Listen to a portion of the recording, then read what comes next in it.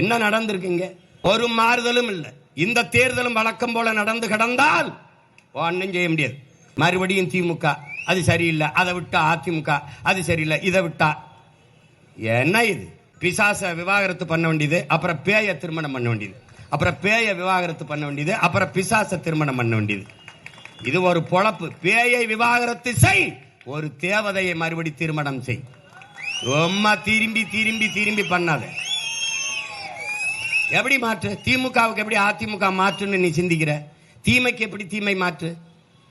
நபிகள் நாயகம் ஸல்லல்லாஹு அலைஹி வஸல்லம் அவர்களிடத்தில் கேட்கிறார்கள், தீமையை எப்படி ஒழிப்பீர்கள்?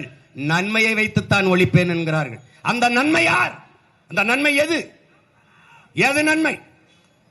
எது நன்மை? நாங்க வந்தா 2000 மகளிருக்கு கொடுப்போம், நாங்க வந்தா குடும்ப தலைவிக்கு 2000 கொடுப்போம், நாங்க வந்தால் 2500 கொடுப்போம். இதுவாடா ஒரு ஆட்சி முறை?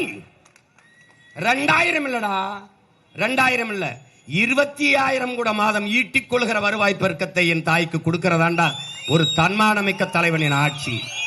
அதை விட்டு 2000 கொடுப்பேன், எல்லாம் கொடுத்துருவேன், எல்லாம் கொடுத்துருவேன், இலவசம் எல்லாம் கொடுத்துருவேன்.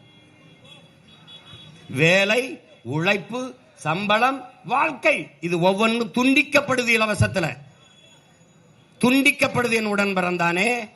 அடுக்கு இது முதல்ல வேலை, அதுல உழைப்பு, அதுக்கு பிறகு ஊதியம், அதான வாழ்க்கை, பெருமை மிக்க வாழ்க்கை. இந்த கோட் இந்த இது வந்து துண்டிக்கப்படுது. நம்மளை ஏமாத்துறான்னு தெரிய வேணாமா? ஏமாத்துறான்னு தெரிய வேணாமா? ஒருத்தன் திருட வாரான், ஆனா நாய் அந்த வாசல்ல உட்கார்ந்து இருக்கு, மதில் சுவரை ஏறி குதிக்கிறான், பாக்குது.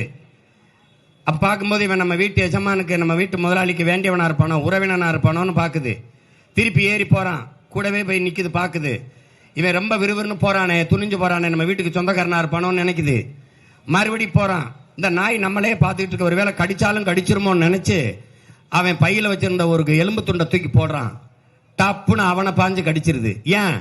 அதுவரை அந்த வீட்டுக்கு உறவினன்னு நினைக்குது. எலும்பு துண்டை போட்டவன இவன் திருட வந்த அயோக்கிய பேடா நமக்கு லஞ்சம் கொடுக்குறான்னு கடிச்சிருச்சு. அப்ப நாய்க்கு தெரியுது இவன் எலும்பு துண்டை போடுறத திருடத்தான்னு. நமக்கு தெரிய வேண்டாமா? இவன் 1000 500 கொடுக்கறது திருடத்தான்னு நமக்கு தெரிய வேண்டாமா? இது மான தமிழினம் செய்யற வேலையா? இது இங்க ஒழிக்கணும். எதுல இருந்து மாற்ற கண்டாய்? திமுகவுக்கு அதிமுக என்ன மாற்று? இன்னைக்கு திமுக இருக்கிற அமைச்சர்ல 11 பேர் அதிமுக அமைச்சர். அதிமுகவில் அமைச்சராக இருந்த 11 பேர் இன்னைக்கு திமுக இருக்காங்க. கேட்டா இது தாய் கழகத்துக்கு வந்துட்டேன்பாங்க. அப்ப தாயை போல தானே பிள்ளை இருக்கும், நூலை போல தானே சேலை இருக்கும். சொர்ணாக்கா மாதிரி அம்மா இருந்தா அப்புறம் சொர்ணாக்கா மாதிரி இல்லாம எப்படி ஐஸ்வர்யா ராய் மாதிரி வரும்? எப்படி வரும்? யாரடா கொடுமை? இது கொடுமைடா. இன்னும் இந்த சனை நம்புத அதிமுக திமுக. அதை விட்டா இது, இதை விட்டாது.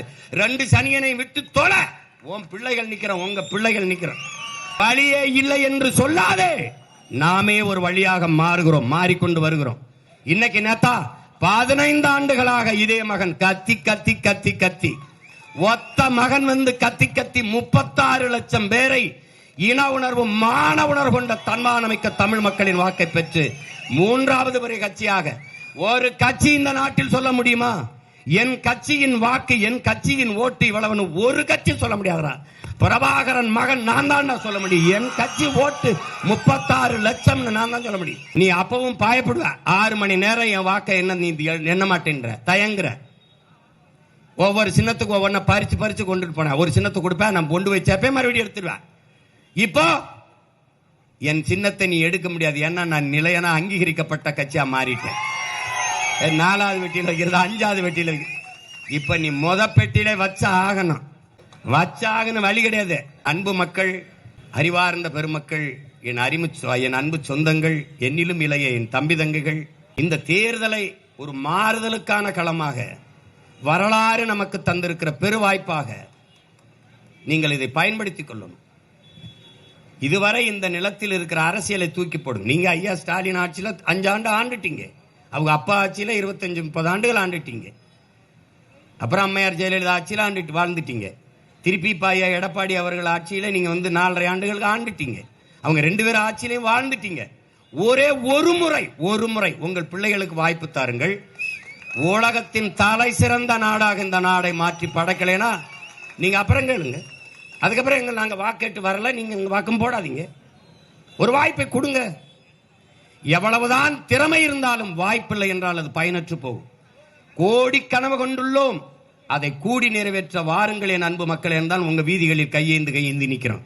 நாங்கள் கேட்பது வாக்கு அல்ல, வருங்கால நம் தலைமுறை பிள்ளைகளின் வாழ்க்கையை கேட்டு உங்கள் பிள்ளைகள் வரும். நான் ஓட்டுக்காக வந்தவனா இருந்தால் நான் என்ன சொல்லுவேன்? வீட்டுக்கு ஒரு மோட்டர் பைக் தரேன், வீட்டுக்கு ஒரு கார் தரேன், நான் வேணா ஒரு ஹெலிகாப்டர் தரேன்னு வேணா சொல்லலாம். நான் ஏமாற்ற தயாராக இல்லை, இந்த நிலையிலிருந்து முற்றுமுழுதாக மாற்ற வேண்டும் என்ற எண்ணத்தில் நிற்கிறவன்.